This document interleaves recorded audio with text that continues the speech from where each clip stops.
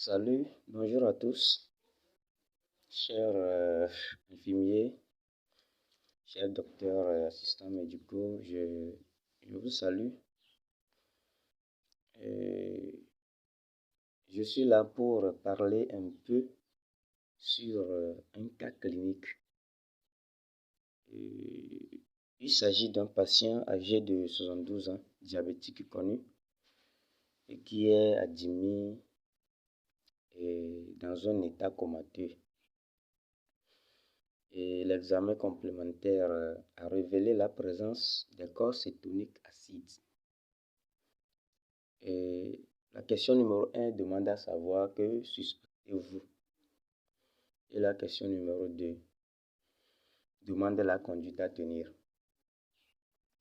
Tout d'abord, je voulais ouvrir une paramètre.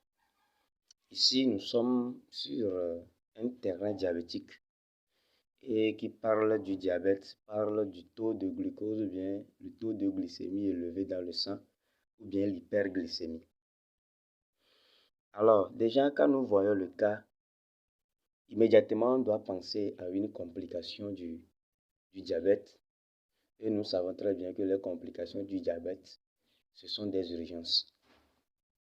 Et donc, devant une situation hyperglycémique, nous avons deux types d'urgences. Il y a deux types d'urgences hyperglycémiques. Un, il y a acidocétose diabétique. C'est le moment où vous allez voir que la glycémie est supérieure à 20 millimoles par litre. Et second point, c'est état hyperglycémie hyperosmolaire. Donc, c'est lorsque la glycémie est supérieure à 30 millimoles par litre. Alors, je voulais qu'on comprenne d'abord ce qu'est les corps cétoniques. Quand nous parlons du corps cétonique, ces corps cétoniques-là proviennent de la dégradation des graisses. Et lorsque ces corps cétoniques-là s'accumulent dans le sang, ça devient toxique pour le corps. Et maintenant, comment cette situation survient-elle? Cette situation survient lorsque le corps manque de l'insuline.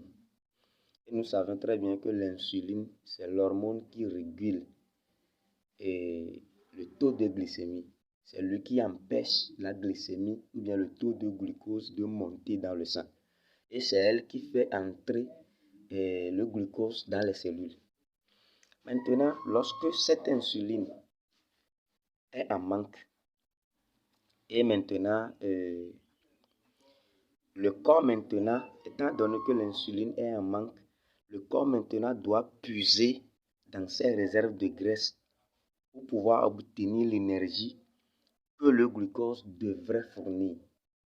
Ouais, non. Donc, c'est dans ce cas que ces corps cétoniques-là surviennent plutôt. Alors, ces corps cétoniques ou bien l'accumulation de ces corps cétoniques-là est source d'une acidité excessive dans le sang.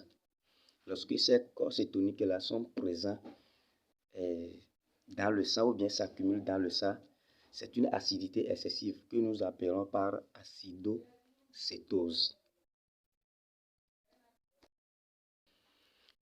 Et c'est ça que nous appelons acidocétose. Donc, vous allez constater que cette acidocétose-là s'observe en particulier chez les personnes diabétiques. C'est parce que le taux de glucose est élevé dans le sang et il y a manque d'insuline pour faire entrer ce glucose dans les cellules maintenant. Le corps va commencer par faire quoi? Par puiser de ses réserves de graisse pour fournir de l'énergie maintenant. Ce qui est source maintenant de l'accumulation des corps cétoniques. Donc, vous allez voir que si quelqu'un n'est pas diabétique, là, il n'y aura pas cet épuisement de réserves de graisse pour fournir de l'énergie de la part d'un organisme. Donc, lorsque le taux de glucose est monté maintenant dans le sang et qu'il n'y a pas la possibilité pour que ce glucose entre dans les cellules pour fournir de l'énergie, donc automatiquement, cette situation va apparaître. Donc, c'est à peu près quelque chose comme ça. Et maintenant, cette acidocétose maintenant, chez les diabétiques, s'appelle acidocétose diabétique.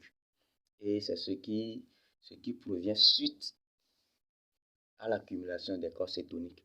Maintenant, quand nous remontons un peu dans le sujet, le sujet nous dit que l'examen complémentaire a révélé la présence des corps cétoniques acides. Ce qui veut dire automatiquement qu'il y a une acidité excessive dans le sang de ce patient. Donc, automatiquement, si nous allons répondre à la question numéro 1, ce qu'on peut suspecter ici, c'est une acidocétose diabétique, une urgence médicale. Maintenant,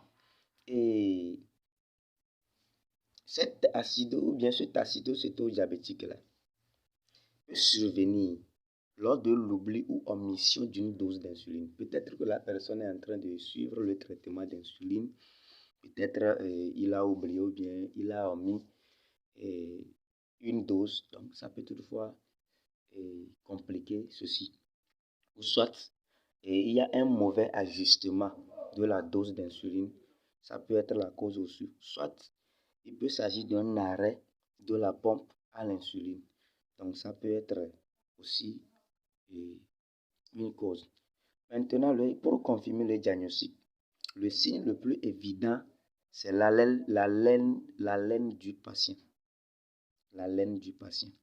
Et vous allez voir aussi que la prise du sang va mettre en évidence une diminution du pH sanguin et un taux de glucose trop élevé et la présence de corps cétoniques, comme nous l'avons vu dans le sujet, et un déséquilibre du taux du potassium. Donc, c'est ça. Et maintenant, nous n'allons pas oublier que l'acidocétose diabétique, c'est une urgence dont il faut vite agir pour ne pas perdre le patient.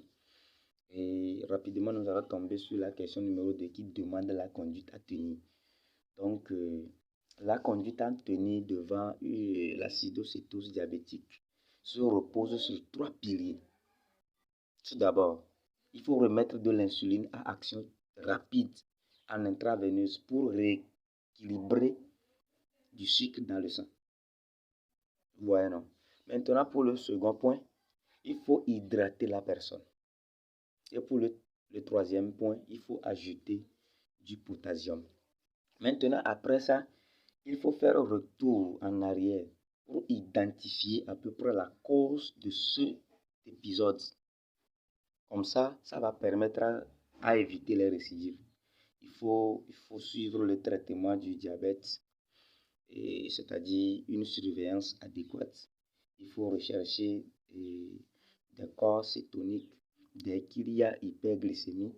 Il faut aussi les mesures contraignantes, certes, qui sont indispensables pour vivre en paix avec son diabète. Donc, voilà à peu près ce que je voulais dire à propos de ce sujet. Je vous remercie tous et à tout à l'heure.